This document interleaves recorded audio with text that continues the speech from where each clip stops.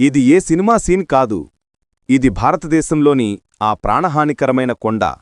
ఇక్కడ పూజారులు తమ ప్రాణాలను పణంగా పెట్టి పూజలు చేస్తారు. 1000 అడుగుల ఎత్తు, నిటారుగా ఉన్న శిలలు, కింద మాత్రం మృత్యువే.